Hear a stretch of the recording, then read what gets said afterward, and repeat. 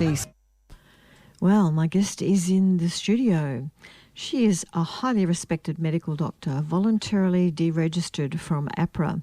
She's trained in diverse holistic healing modalities, including Ayurveda, nutritional, environmental and lifestyle. She's a coaching, mind-body techniques, microbiome medicine, personalised precision medicine, and offers workshops, mentoring and seminars to health practitioners and to the public. So welcome to the studio, Sally Price. Thank you, Mary-Lou. It's great to be back on again. Yes, it must have been over a year that you Goodness came in. me. No way. Wow. Yes, I think you're right. I think it might have been. Yes, we were still going through a lot of fear. I think not necessarily us, but the state was. And that was interesting that we were just a couple of things. You came in, you're wearing linen. I love that colour as well. I'm wearing linen shorts. I said, I've just got some linen sheets and the hertz are so good for your body. And then we're playing the music that's 432 hertz that's more in tune with your body as well, helps you relax. And so... yeah, tell us a bit about maybe about that, then we'll get on to what's happening in the next week or so. Yeah, well, it's very fascinating that vibrational level is one of the major things that keeps us healthy. And all of these things, wearing natural products, so whether it's organic cotton or whether it's linen, but linen, I believe, is the highest vibrational fabric that we can wear that actually lifts our vibrational level. And that's really important because it helps our immune system and it helps us to stay well, and it sort of keeps us in that healthy bubble. And then we had the beautiful encoder music, and I've been to at least 4 of their concerts, and I listen to that, and it's just incredible vibrational lifting. Personally, I'm in a choir, and we had a beautiful concert recently, so when I'm singing with a whole group of people, we know that we all join our vibrations together, and that again is an uplift. So everything we need to do and things we need to consider, things that keep us in our joy, are about vibrational raising that keeps us in our well-being. And of course, that's the subject of today's discussion, isn't it? Yes, I've just had 5 days in Broome with family, with a 8-week-old, a 3-year-old and a 5-year-old, and of course their parents, my son, which was, it was just great. And I'm back here and I feel like I've come back to the grind. Well, it's interesting because different health types or different body types have different needs. And so your need for family and that family connection might feed your soul more than somebody else who might want to just dive deep into data, or somebody else who might just need to be on their own. So all of us are slightly different in that sense. And we know that the Ayurvedic body typing goes back thousands of years, but there's new evolutions to those kinds of things where we can all get to know ourselves and our own body type and work out exactly which things bring us into best vibrational level. And so, there's so much I want to talk about. But first of all, I want to tell the listeners, in case somebody is just in the car and you want to hear about, you're actually giving a talk on a lot of this. Tell us about that, and then we'll go back to talk about it. Yes. So, I was in the second series, I believe, of Vital Table Talks that More and More put on, and that was in 2015, and I was talking about the gut biome at that time, which was the most popular one. We had over 100 people, and we were limited by the number of chairs that were in the room at that time. But this time we're starting again. So this is me getting back to educating in a group and in the beautiful environment of More and More Cafe. And of course, people will expect and have a delicious organic meal there with us while I'm educating, and we're talking on well-being wisdom, navigating health as a daily practice. So simple steps to help people to on-ramp to changes that they know that they need to make, because knowledge is already there. Most people know. Do they need to drink more water? Do they need to eat more vegetables? Do they need to get more exercise? We inherently know all of these things, but behavior change for human beings is quite a challenge. And so on-ramping that, like really on-ramping that and finding ways that we can be accountable to ourselves or buddy up with people. And that's why I'm doing it as a live a live presentation, because I think we're all ready to get back to live and connection, and Yes. you know, there's going to be opportunity for hugs in the room, beautiful food. It's going to be totally sensory, beautiful environment, food. And so the food's included in the yes, ticketing. yes, I think it's a very good price. I think it is We've too. got our early bird until midnight tonight. It's already over half sold out, I'm very grateful to say. And we're still open for sponsorship, because if there's sponsors out there or local businesses that are obviously going to benefit from me talking through the whole range of things, which is going to be mindset, mindfulness, environmental products or things that help us to detox, good healthy nourishment, and attitude, gratitude, all of these practices that we know that we need to get on top of. If there are businesses out there that can help to support me in doing talks such as this, I'm really keen to continue this season through to next year, so that people can come together and learn together. It's interesting that a lot of the tickets are single tickets sold, and so there's lots of people that might like to meet each other and make buddies and become a cohort or community, and we can all be moving forward learning together about well-being wisdom. So you talked about health sovereignty, health literacy. I like the way, the health sovereignty. These are really important concepts that we need to regain, that health sovereignty, take back our real sense of, you know, what's happening with our body, what do we know about it, how does it best work, and rather than handing that over to the medical establishment, I think it's important, and it's one of the things that is critical for healing, is that we take charge of our health. We learn about our health. So health sovereignty is taking back charge, and health literacy is really about learning how our body works. And of course, there are ways that we've been manipulated over the years through messaging, mainstream media, the medical establishment, and the misfeasance that you and I know about in the last few years that have taken us all off track, really. And we need to regain our own health literacy so that we're empowered in terms of moving forward and taking charge, and then really just setting up those little steps that we can all do. You know, is it drinking an extra 500 mils of water? Is it taking extra steps, finding an exercise that we enjoy?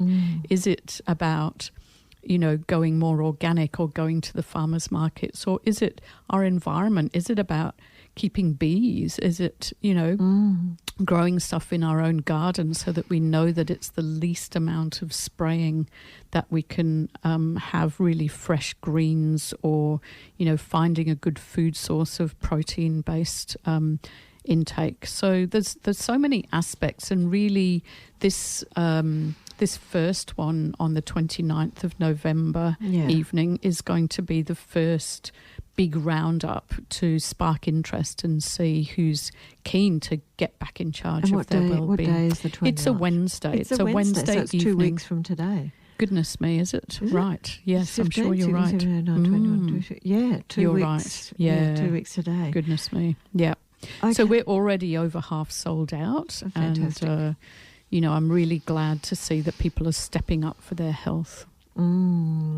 Yes, I've noticed a lot more. I find, tell us a bit about the Ayurvedic medicine. I mean, I know I'm Vata Pitta 20, 30 years ago when I first got into Ayurvedic, because I was doing Maharshi Ayurveda with the Transcendental Meditation Fantastic. people. And we did a lot of, I did a lot of that, had a lot of consults with Ayurveda, and it really is, it does make a huge difference to your body, what you eat, you know, everything you do around in the that. seasons. Yeah, it's a whole system, isn't it? And and again, that really is about taking charge. Know thyself, as Hippocrates said, or Socrates. Actually, I think that one was. But really, it's know thyself, and so you know which are the best foods. You know from your TM that's the way to calm yourself down.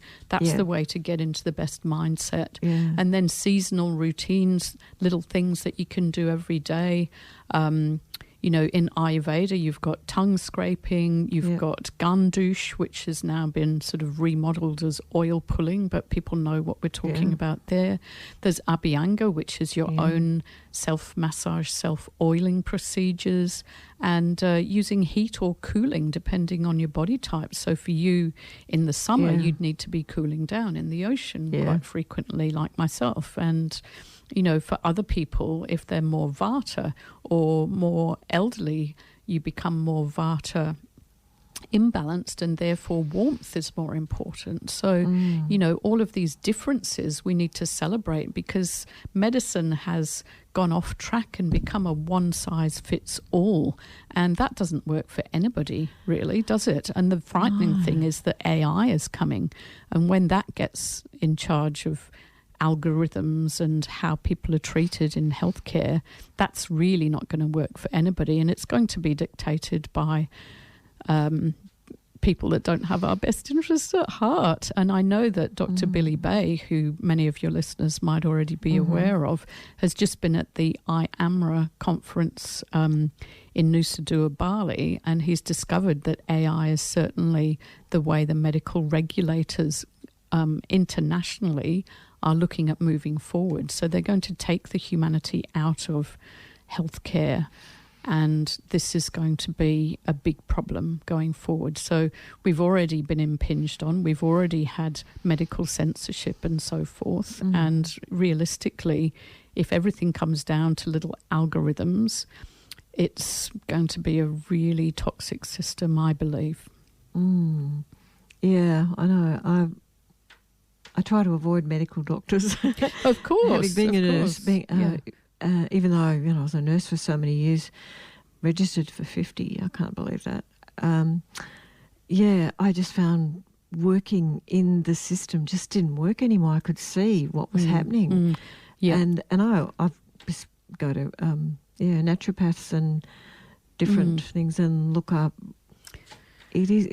It's about sovereignty. It's about knowing your body. Yeah, well, when you know your body and you spot the things that are getting out of balance, the key thing with Ayurveda that I think is so different from modern medicine is that there are 6 stages of disease. And when you can spot that things are going out of balance, you can correct it really early, and you can use like your knowledge, like the wise women's wisdom of the kitchen, or the herbs in the garden, those kinds of things, and you can create that rebalancing effect when you can spot things early. But it comes back to people being in tune with their body. We've all been in our heads for so long. We've got to get in touch, in tune, use our intuition, and kind of go, okay, this is going on. How do I counter that? How do I rebalance that? And I think Ayurveda is one of the key ways that people can learn themselves. There's loads of information online. There's some really good Ayurvedic practitioners here in Fremantle and in WA generally. And that's certainly a system by which people can regain their balance. And as I was saying, there are 6 stages to the disease process in Ayurveda, whereas modern medicine really only kicks in at stage 4 to 5. So it's once you've got a named disease or something that you can measure, and then it's really, what can be done from there is much more limited, because it's easier to rebalance when things are more subtle. And that's really the gains of Ayurveda. Yeah.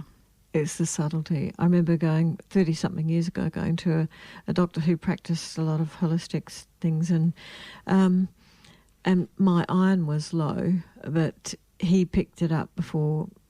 I mean, my iron was low according to him because it was, I can't remember exactly now what it was, but if in the normal medical system, it wasn't low, but it was. So it's the subtlety of reading results. It's the subtlety that was actually that was picked up, and he did live blood analysis way back then as well. And I said, "What are these little things here that are all clumped together?" And he said, "Oh, that's candida."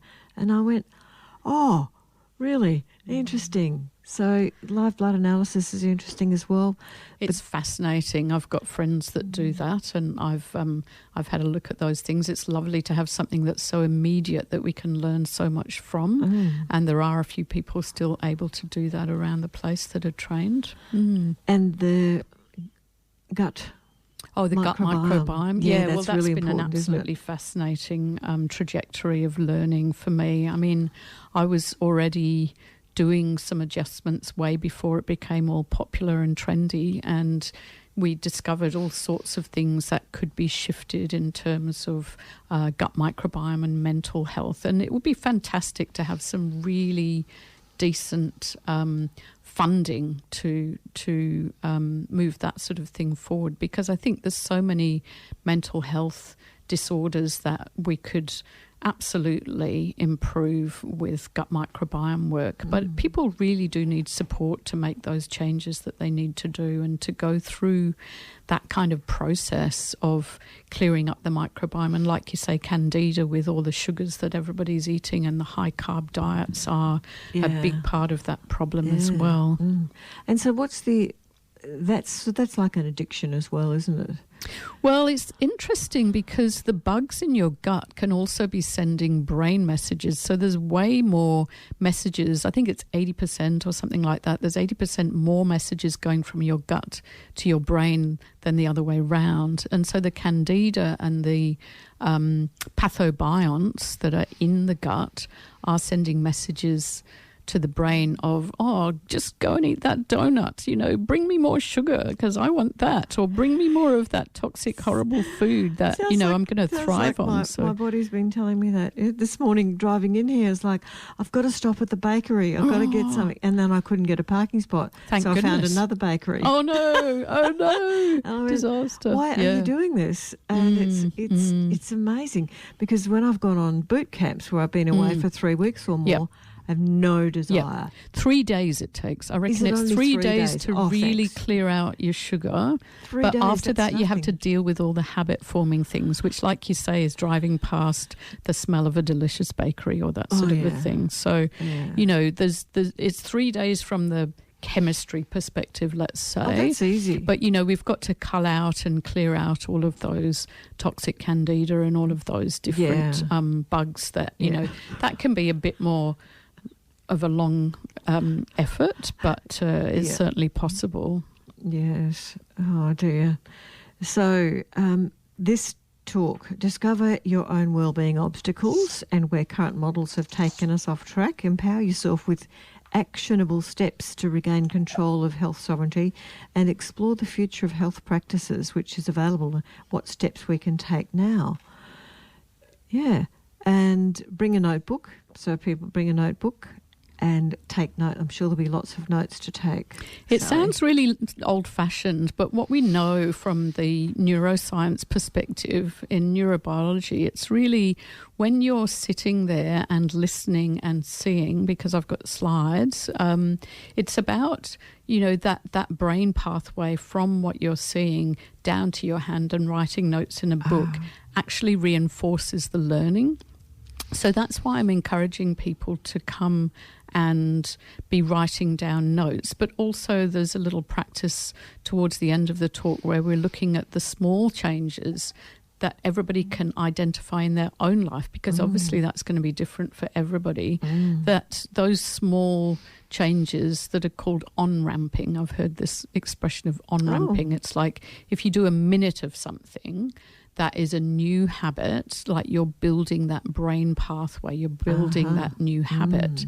And so if we can identify, if everybody can come and have 3 things in mind that they want to identify that they're going to change, they can start the habits from there. And obviously before the whole mad Christmas thing is a good time to embed some new habits. So I think we've probably got about 6 weeks before that whole thing kicks off, but maybe not. Yeah. Oh, golly. I could... 3 things. So if you could bring along 3 things that you don't have to bring along 3 things in your mind. But you can start thinking about it now, because if you're enrolling in coming to the evening, then the exercises start now, really, because as soon as people commit to going to an event, like that can start ticking over in the mind, and we can be thinking about, well, I know which 3 things I probably need to work on, and then when they turn up at the event, they can meet some new people, and everybody's there to learn together. So, people can tic-tac with each other about, what are your 3 things? What are my 3 things? So I've just put 3 down. Wow. Okay. All right. Sugar on the top, and of course another sugar is red wine or Prosecco. Yes, of course. And we just had a beautiful, again, at the Cable Beach Resort in Broome. And a little bit of alcohol, a little bit of, yes, it was quite pleasant actually. But, I'm happy not to drink it at all and just do it as a celebration thing. But it's almost like you get on that cycle again.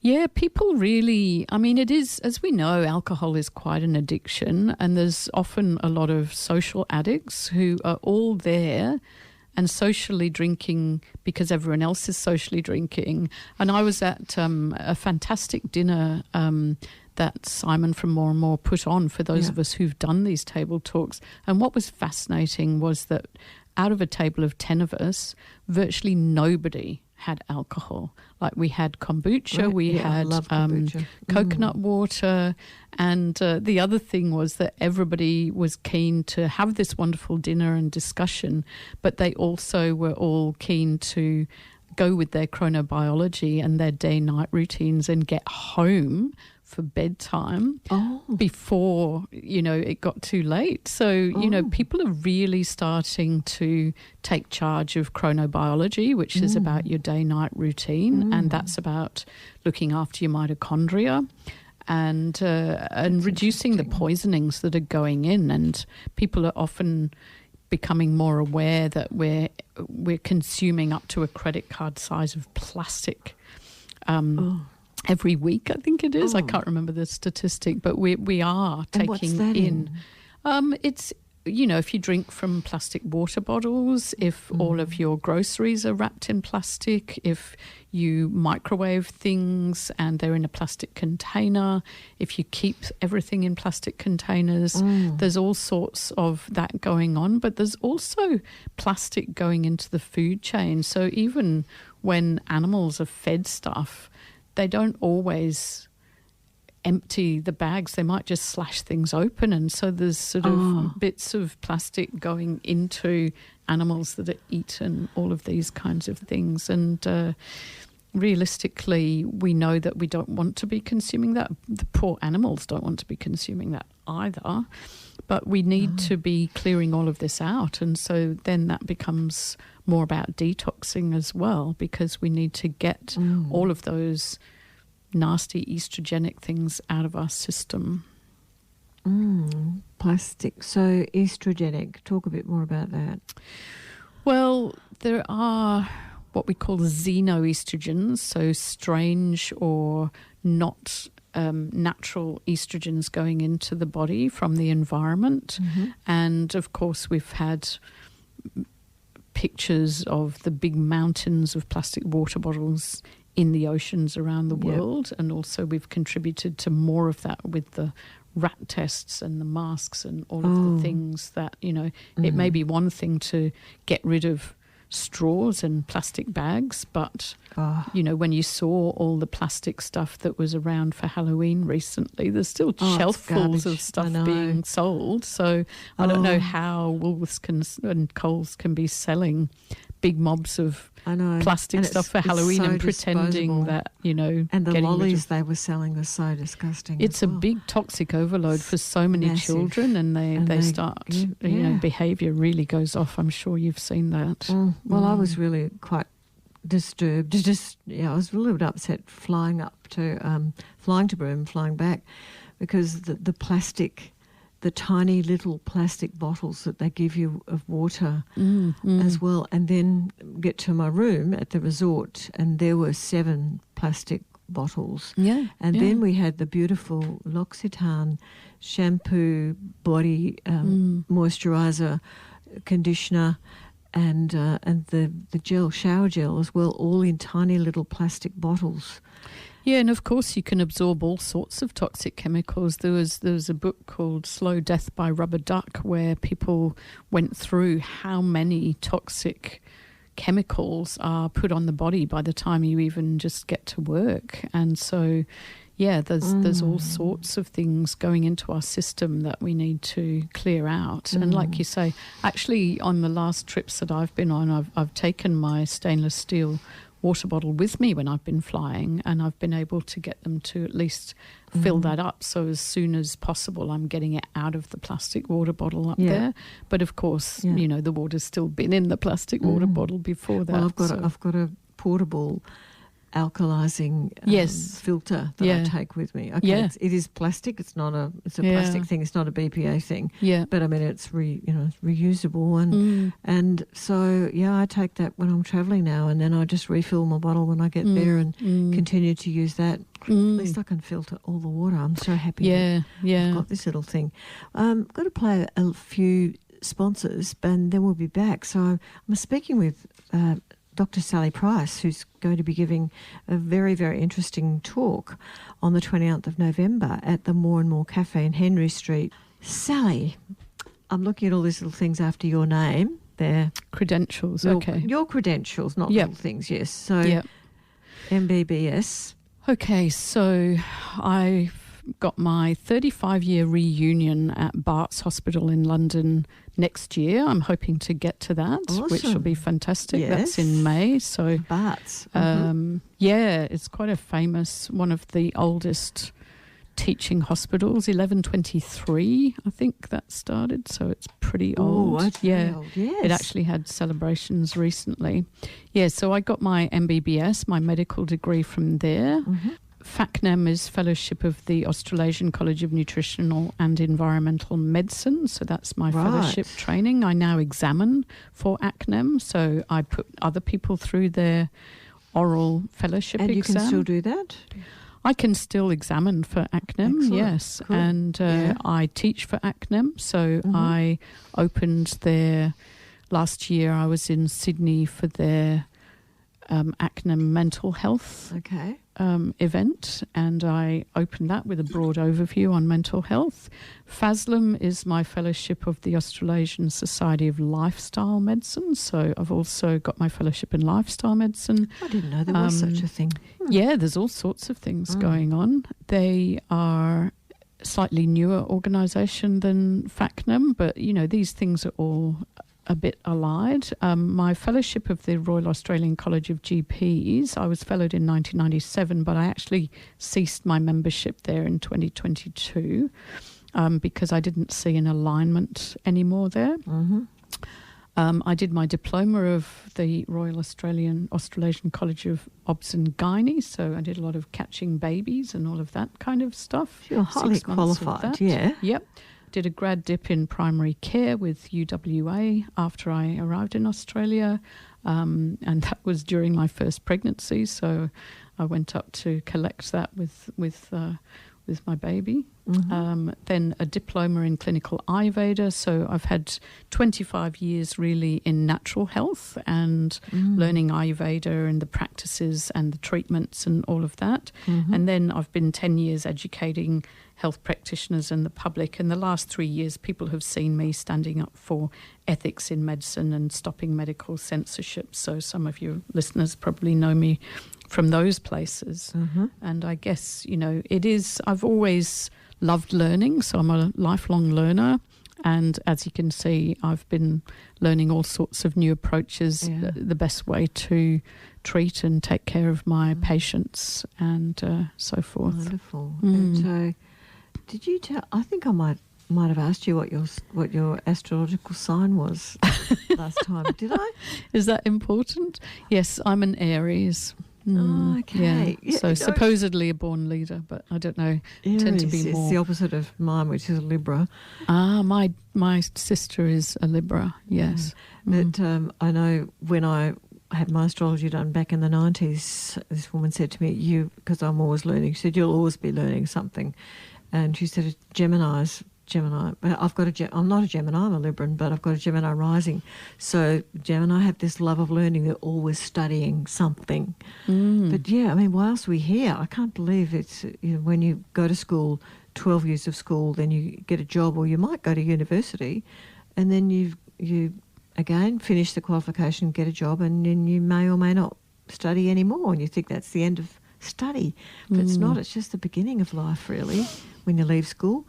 Although I'd like to see them at school teaching life skills as opposed Absolutely, yeah. What about learning about how your body works? What about proper learning about that? What about learning how to put a meal together, learning how to manage your money, learning how to communicate well? Communication was one that I wanted. Absolutely. Yeah. So many things that would be really useful, and yet there's some weird things being taught in school these days, but we better not get off track and talk about that. No. My blood pressure might go up a bit.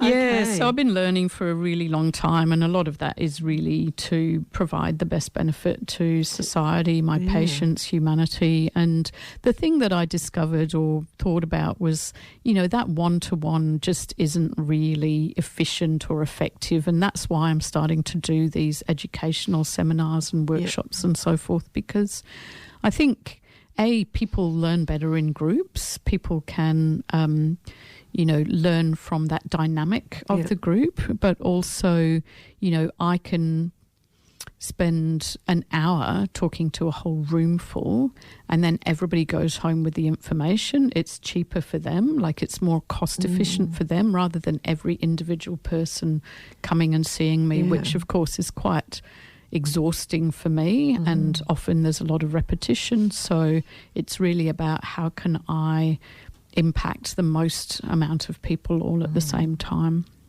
And I think people, when they go along and see like-minded people, they're someone else thinks like, you've come to the same thing. Yeah, it gives validity, doesn't it? It really helps to validate it, and it also helps to, as a cohort, move forward when you know that you're in that group and it's all working together. I think that's been a huge learning in the last few years as well.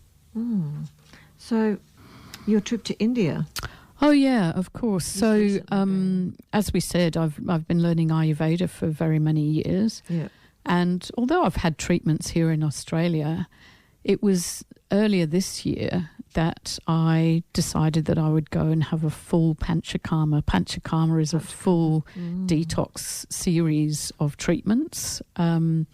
Unfortunately, after the stress of the last few years and the stress of an APRA investigation, which I managed to get my way through, I detected that I had a serious health issue that I needed to tackle, and so I went back to Ayurveda to start to solve that. So I realised that I needed to really step up things that I did myself, and of course with all the knowledge that I have, I was already really careful about my food. I was already really careful about environmental things and mindset and meditation and all of the things that you know to do, but I needed to take it up that extra notch, and I needed to take some time off and really address extra health things. So I had 3 weeks Panchakarma in India, and it was absolutely fantastic. I just organised it myself, and then I spoke to lots of people in the area. I went to Kerala, and I spoke to lots of other people there and met people from all over the world and learnt about several of the places that were available for that. And then I set up my own retreat. So I managed to go back there with one of my lovely ex-patients, and she thoroughly enjoyed the experience as well. So I was there, the holding hand to sort of take her through a lot of those things. They're beautiful, beautiful treatments. I mean, if you imagine yourself, you're lying on a beautiful wooden table, and they've got warm herbalized oil, 2 practitioners drizzling this warm herbalized oil up and down your body in a rhythmic fashion. And Shirodara, which is a similar thing where there's warm oil being drizzled over your forehead, and that is one of the best stress treatments available. Wonderful. So a lot of these treatments are really the only things that are really, really effective that you can have done for stress. And I am actually leading another retreat in October at the end of 2024. So October is a really good time in Kerala. And so that's, I've made that a fortnight. You can see the flyer on my Instagram. And it's like it's early a Saturday morning and coming back a fortnight later on a Sunday afternoon, completely transformed.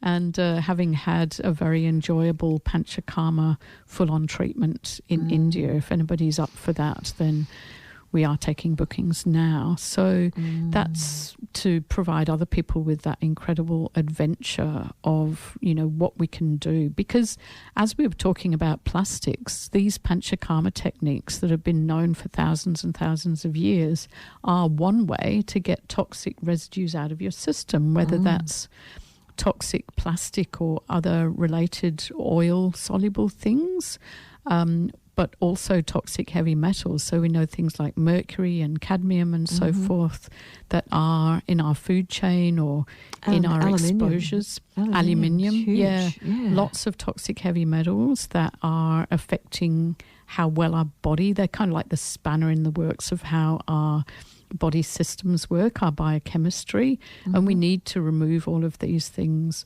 out of our system. You see, when I was practicing medicine under APRA, I wasn't allowed to say toxins or detoxing because doctors aren't supposed to talk about these things. Really? It's hilarious, isn't it? They restrict you in that much? They try to, yeah. It's amazing. Like all these things, goodness. it's the medical cabal of, you know, everybody kind of going, oh, that's all rubbish, or this is all rubbish, like, you know, nutrients and minerals and vitamins and things. Oh, that's just expensive urine, and oh, you don't need to detox because your liver does that for you. Well, yes, of course your liver and your kidneys do those things, and so does your skin, and so do many systems. Every cell has a detoxing mechanism, but you know, sometimes we really need to support that because how many toxic things are coming in from our environment? Yeah. And that's only increasing. We know that more and more toxic compounds are released into the environment, into the food chain and so forth, and very few are removed. I mean, we're still in Australia using glyphosate. It's been banned in countries like Sri Lanka. Like, we know that's totally toxic. Just had a big court case in America with Monsanto. Yeah, absolutely. Yeah. I've been writing to my local council and they just ignore me now. Well, we keep trying to talk to Fremantle Council, and still you'll be walking to the beach and you'll be seeing the signs, glyphosate spraying. Yes. Like, well, you know, we don't want that. Surely, as an educated community, we need to stop that kind of thing. But like you say, the Fremantle Council doesn't seem to be listening to the local community anymore. This was the town of Cambridge. I'm in the town of Cambridge, right, City Beach, and they spray there. And you know, I've got friends. I used to look after a little boy, and she'd say, "Oh, I'm glad you told me because we won't go to there Park. anymore." Yeah, and I like to go and hug a tree, but I can't hug a tree barefoot because they spray around the base of the trees, and it's just dirt. Yeah, you don't want to be getting that into your system. Yeah, you see, specialists are allowed different lists of tests. So Medicare rebates. Yeah, people don't know this kind of stuff. This is all part of health literacy, you see.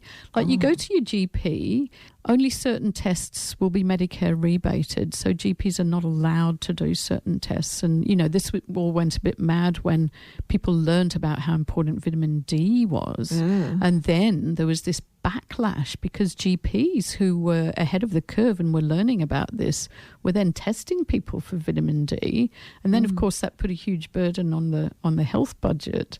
And then we all got told, oh, you can't test vitamin D unless, you know, somebody's wearing these clothes or they're indoors or they've got some risk. But, you know, people have different gene SNPs, genetic single nucleotide polymorphisms. And so some people are way more at risk of vitamin D deficiency than others just from their genetic potential. So that's not about being indoors. It's not about what they're wearing. It's not about do they have any sun exposure. It's just that they're way more at risk. And if your vitamin D is low, you're very much more at risk of cancers, as one example. What I was saying is specialists have longer lists, or they've got more like a carte blanche to be able to do any kind of test that they can think of, but GPs of course are limited. And so although you might think, I'd really like to find out about this, sometimes it's better to go outside the system to be able to do these things.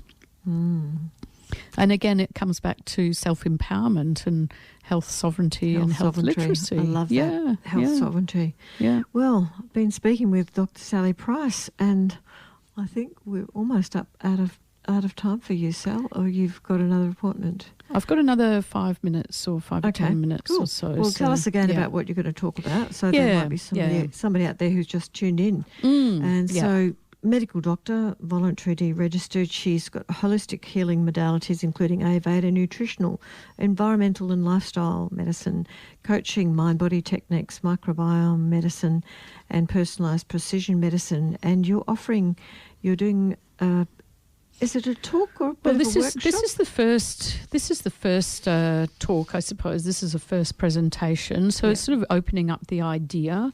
I would love to do. I kind of need help, really. Like I kind of need help in terms of sponsorship and other people to help this become something that we can bring lots of people together and we can run a whole range of things. But as one person, it's very challenging to be organising an event, because like event organising is a thing in itself, doing the IT. Luckily, I've got Chloe from CHD, I think you've spoken to. She's helping me out with this event. But also what I really want to do is work on making sure my talk is as educative as possible. So for me, if the other things can get taken care of and I can focus on my talk, and then if we have sponsors who are aligned that they can help to make sure the event's a success financially, then we can do more and more of this kind of work. And, probably half-day workshops or weekend workshops or, even retreats where we're talking about all of these things in a free, open space.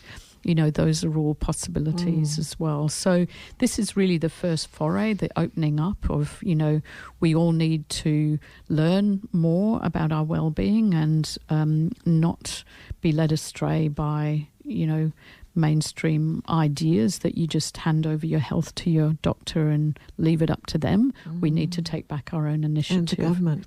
Hand over your health to the government. Well, especially. And for people who have just tuned in, we've really got to get across our own health before AI takes over for us and we can't learn properly from well-qualified people themselves. So the 29th of November, 6 p.m. for a 6:30 start at More and More Cafe. And to get tickets... Yeah, so the tickets are on Try Booking. Try Booking, If people go to my Instagram, if people are still on Instagram, it's Dr. Sally Price. So they can go on the Instagram. There's a Try Booking link on there. If they see, they can go to More and More. There are flyers there. I'm hoping they've got one on the wall. There's a QR code for people who are happy to use that. Otherwise, there's the Try Booking link. As we said earlier, the early bird is open till midnight tonight. It's half sold out. It's over half sold out already. There's 3 levels. There's the early bird, there's the standard, and there's the pay it forward option as well. And very kindly, somebody chose, even though the early bird was open, they chose to pay the standard amount. So sometimes that happens, and we do and need the pay to it make forward. it. Explain and that. The pay it forward is so it's 45 for early bird, 55 for standard, and 65 for pay it forward. So that's helping to cover other people's costs or cover the costs of the event, because obviously a beautiful environment like More and More is quite expensive, and we've got the costs of the meal and the meal as all well. of those things, whereas for me, I've had no income this will be my third Christmas with no income. So, you know, if I can get some sponsorship for this is going to help me move forward and, you know, myself stay safe, because I need some new tyres for my car and a service and other stuff like that, you know, you kind of put these things on the back burner for a time. But I didn't really anticipate that I'd be 2 years without income. So, wow. You know, in terms of, you know, support and sponsorship, those things would be really helpful, because Chloe is also volunteering for me, but I'd like to have the money to pay her something. Well, I'm just thinking about the fellow who brought Malhotra here, Adrian. Oh, yeah. We could approach him. I've got his phone number. Well, anybody that's willing to help Adrian, us, because this is really about the future of medicine, the future of healthcare, the future for well-being, and rather than fighting the old, it's time to really create these new systems so that everybody can move forward together. Fantastic. Dr. Sally Price, thank you so much for coming in. Thanks, Mary-Lou. We'll see you, if not before, on the 29th. The next series, Friday. Next series. Absolutely. Yeah. Fantastic. Well, thanks so much, Mary-Lou. It's been wonderful to come and have another chat, intense as usual.